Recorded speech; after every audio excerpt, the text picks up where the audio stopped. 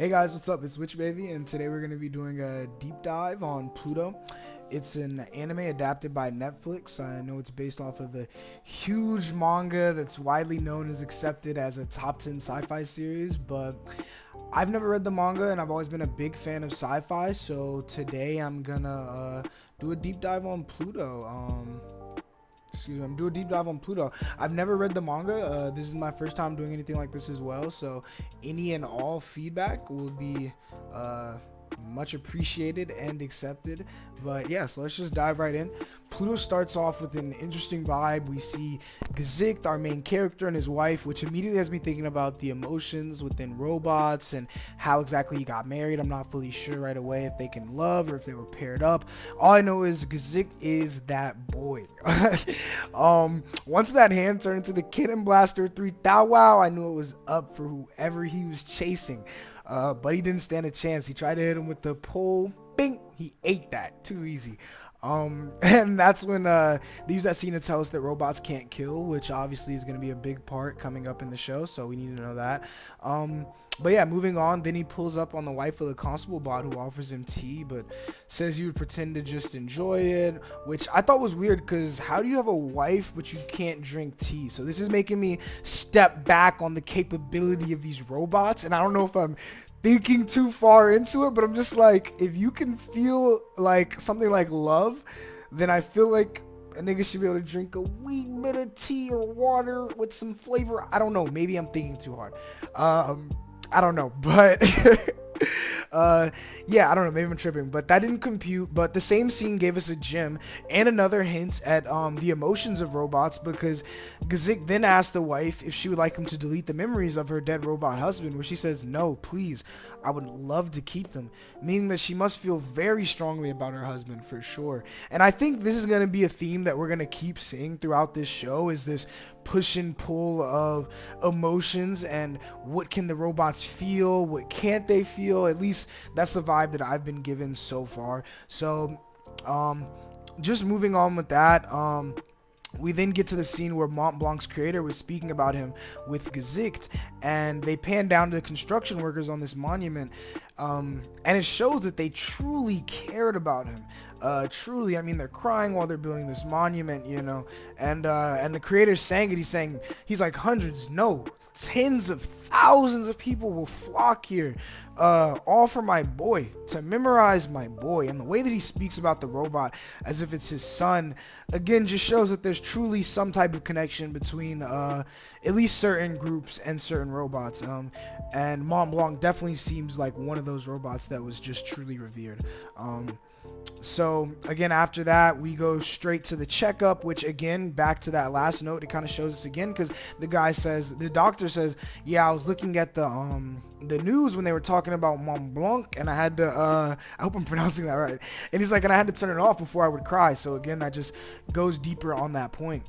But yeah, so from there, I mean, it shows us that Gazikt has been having dreams, which that in itself is a bit weird, at least for robots. And yeah, moving from there wasn't much going on there. We get another glimpse at the emotions of robots when we see Gazikt looking at the dead console body. He seems to get very frustrated. And then we get hit with another flashback of the guy 500 Zeus body. You know, I don't really know I don't really know what that means, but it sounds like something's going on with that. So not really sure what that is yet, but I'm sure we're not supposed to know. I'm sure that's information that will come to us eventually as the show goes on. But yeah, moving on from there, I mean, we see Gazik go back to the constable bot's wife, and there's a couple of scenes with that. Nothing too deep.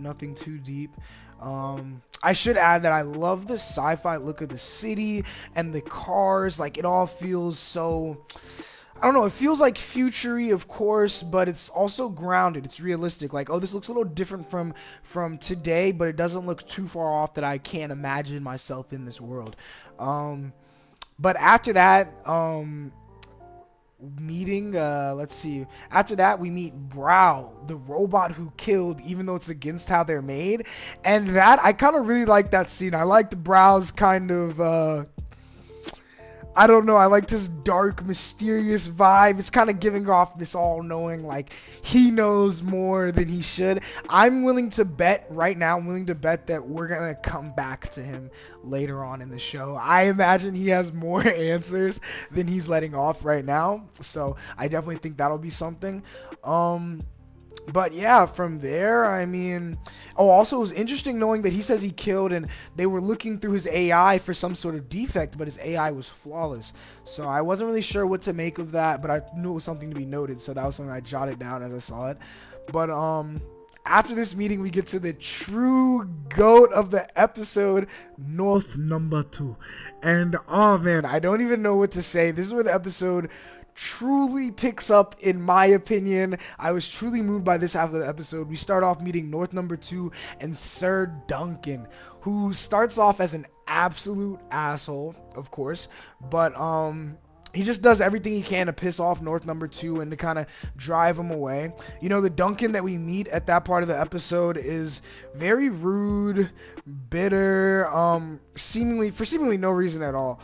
But then we see he has a rather sad background, which we get to know through more of the episode. But it doesn't make up for the way he treats North number 2. North is the GOAT. He's the GOAT, and we'll get to that. But North seems to be a true fan of the arts. Like, he seems to actually be genuinely moved by the music that he makes, and or by the music that Duncan makes, excuse me. And Duncan keeps prodding at North with a very rude question of how many robots he killed in the 39th Central Asian War, excuse me, which I thought was very interesting because North number 2 ignores the question, and I wasn't sure, like, is he supposed to do everything that this guy says? I didn't really know the relationship between humans and robots that live with them yet, but I was sure that that was interesting to me, that he was like, I'm not gonna answer this fuck nigga's question about this. Like, nah, I'm just not. Excuse me.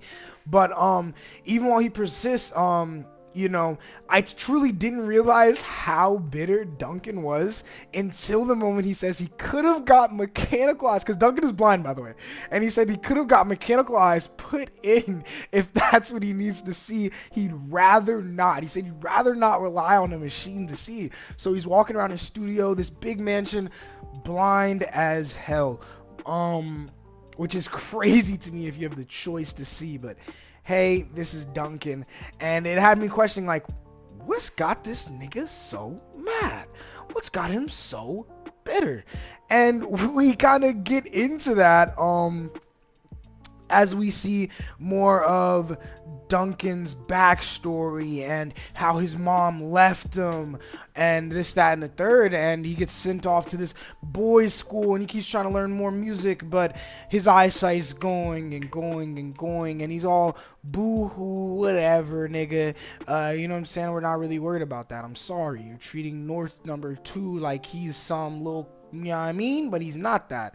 So, I don't know. It's very interesting, though, because as we see how he treats him and this and that, and he's trying to kick him out. And I thought it was crazy because North number 2 is like this very nice robot, and he even goes as far to hear Duncan humming in his sleep, and he says, wow, like, I think this is the missing part of the song that you can't finish. And he tries to... All right, we are back from our technical difficulties, aka my headset died.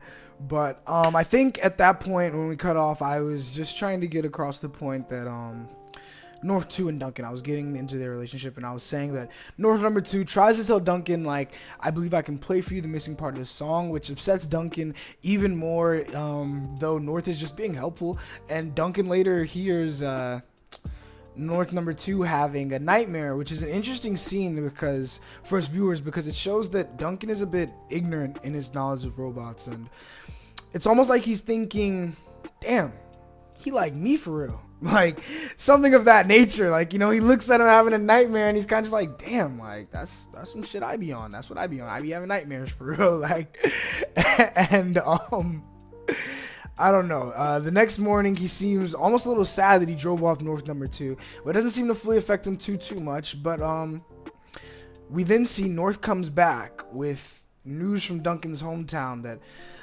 Duncan's mom truly never abandoned him. And during all this, while North's trying to give this news to Duncan, Duncan is like, he's hesitant for this news. He doesn't really want to hear it for real. He thinks that he knows that he has this full grasp of everything. And even when North number 2 tries to sing him this song that he forgot, it speaks to like Duncan on memory, and memory.